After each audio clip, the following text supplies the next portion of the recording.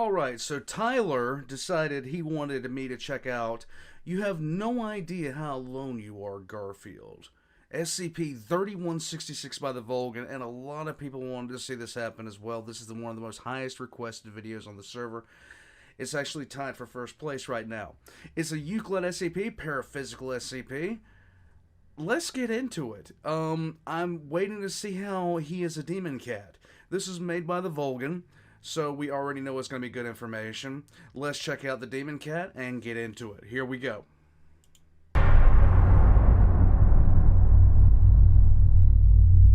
You have no idea how alone you are, Garfield. Be disturbed. Good afternoon, everyone. Hell no. Look at this. No. Look. This is when you take all the drugs, okay? This is when you take all the drugs and mix them with Stephen King's It. My name is Dr. Miller, and the SCP we're going to be looking at today is SCP-3166. Object Class: Euclid. Special Containment Procedures. The Garfield media franchise is to remain active and successful for as long as feasibly possible. Funding is to be provided to any Garfield media ventures via Foundation front companies present in the comic and film industries. Agents embedded within Paws Incorporated, sole owner of the rights to Garfield, and Andrews McMeel Syndication, primary distributors of the Garfield comic strip, are to place targeted mimetic agents in outgoing comic strips, encouraging the retention of a sizable Garfield fanbase and discouraging Jim Davis from discontinuing Garfield. Okay. Agents are to monitor individuals at significant risk of attack from SCP-3166.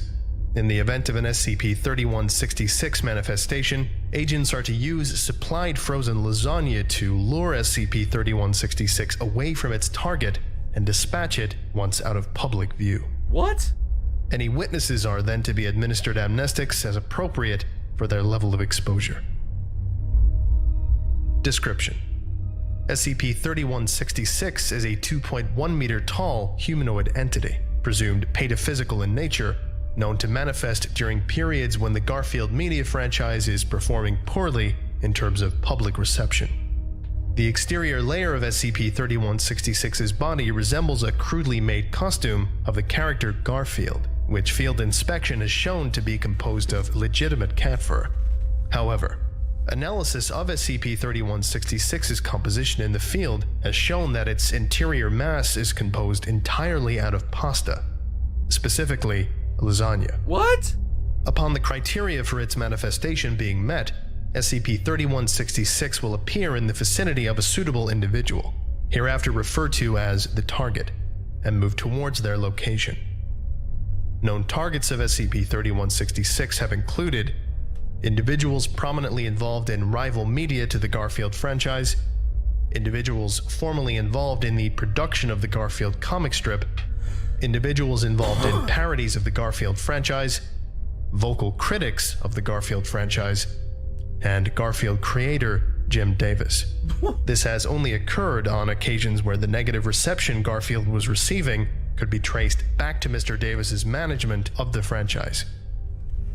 Upon reaching its target, SCP-3166 will attempt to inflict bodily harm upon them through a mixture of blunt force using nearby objects and force feeding of lasagna obtained through self-disembowelment. During this process, SCP-3166 will vocalize by meowing, purring, and screeching in the manner of an extremely agitated cat. Lasagna outside SCP-3166. What? What the hell? 66's mass has proven to be an effective form of bait for the entity, as upon seeing it, SCP-3166 will abandon its original goal and instead attempt to incorporate the pasta into itself. Lovely. SCP-3166 first manifested on October 23, 1989, within the Chicago offices of United Media, who were the publishers of the Garfield comic strip at the time. Upon manifestation, SCP-3166 wandered around the offices in a confused and distressed manner before indiscriminately assaulting any individuals present after security attempted to apprehend it. It demanifested 20 minutes later. Foundation agents responding to the situation distributed amnestics as appropriate. Over the course of the following week, similar manifestations took place at a number of United Media offices around the country, ending on October 29, 1989. Following that date, SCP-3166 altered its behavior to its current form. See the Week of Garfield comic strips beginning October 23, 1989 in Supplementary Document 3166-1 for additional context on Pataphysical Awakening. Lovely. Initially, individuals involved with the production of Garfield comic strips claimed to have no memory on working on that week's strips. All researchers working on SCP-3166 containment are to familiarize themselves on this material. Addendum 3166-1. Using tissue samples taken by Agent Mueller during SCP-3166's most recent manifestation, genetic analysis of the meat present within the lasagna has shown it to be genetically identical to Garfield creator Jim Davis. The implications of this are currently unclear. However, during surveillance of Mr. Davis by containment team, What? he has complained of severe mosquito bites in the night on a number of occasions immediately preceding SCP-3166 manifestation. Alright. I think that about does it for today. What? Thank you all for listening, if indeed you still are, and you are all dismissed. Okay. Goodbye. I have no idea. That is... This is why we can't have nice things. Oh, there's an associated tale. Here we go. You walk down the street on your way home after a long night. It's not yet fully raining, but there's still a slight drizzle about. You had the foresight to wear a waterproof jacket, but while it keeps you dry, it does nothing against the chill of the quiet night air. The office wasn't a pleasant place today. Apparently, the strip isn't doing so well, and the numbers are going down. That's bad news for you, as if layoffs become necessary, you'll be the first one on the chopping block. Lovely. Being a new hire is rough. You can't say that the fading popularity surprises you. It's been the same stale strip for years now, but apparently some investors were really upset. Some suits were prowling around today, asking questions and taking names. You stop for a minute, pulling out your phone to confirm a sneaking suspicion. Yep, you're headed the wrong way. You shouldn't be anywhere near the park. It's easy to get lost in the rain. You sigh and turn around, resigning yourself to another miserable 10 minutes of slogging through the rain. There's a figure a ways ahead of you, standing under a streetlight. You stop again, mildly unsettled by this. You call out to them asking if they're okay, but no response comes. Instead, the figure begins to plod forwards, taking a step into the light. The baggy suit slumps and sags with each step, the matted orange fur too dirty to be slicked down by the rain. The lazy-eyed face is at an angle, crudely propped up upon the head, swaying as it advances. The tail drags in the puddles, only adding onto the stains already coating it and the rest of the body. It hefts the old baseball bat it carries, What? picking up speed. No. You stumble back, beginning to run away as your fear catches in your throat, No. emerging as a strangled cry. You alternate between turning around and glancing back over your shoulder, desperate to escape but unwilling to let that thing out of your sight. Yeah, It thumps the bat against the fence as it runs, a sickening thwack sounding with each blow.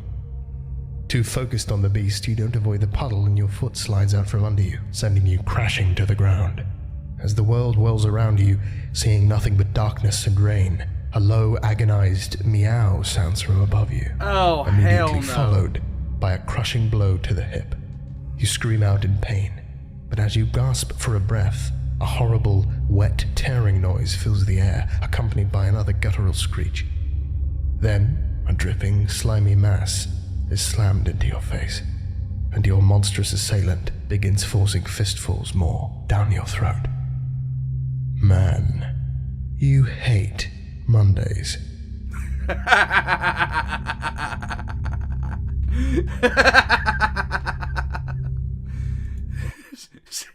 Face said this face. Hold on.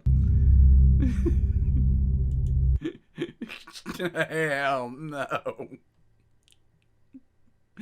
Hell no.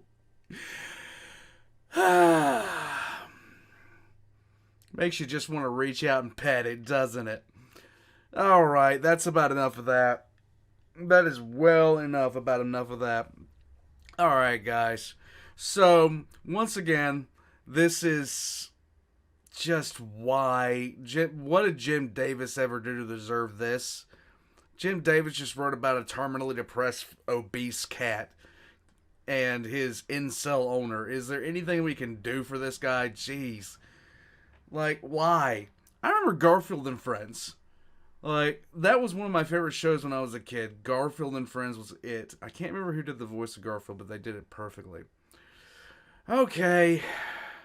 I don't have anything for this. This is creepy looking. This is just absolutely creepy looking. Alright, guys. So, this was Garfield. The SCP, formerly known as Garfield. This is so screwed up. Why? Just why? Why can't we have nice things? All the Volgun's links are going to be in the description down below right next to my own, including Discord and everything else like that. If you guys would like to support the channel, leave it a like and a comment down here. It does wonders. I don't understand. I don't. I never will understand. Oh my... Look, just... Come here, 999. I don't get it. If you'd like to support the channel through other means, I have a Patreon down below as well as a PayPal, and that's about it, guys. I hope you guys like this. I don't know what to make of SCP half the time, and this face is 100% of the things that I don't really want to understand about SCP, because Jesus. I'll catch you guys next time. Why?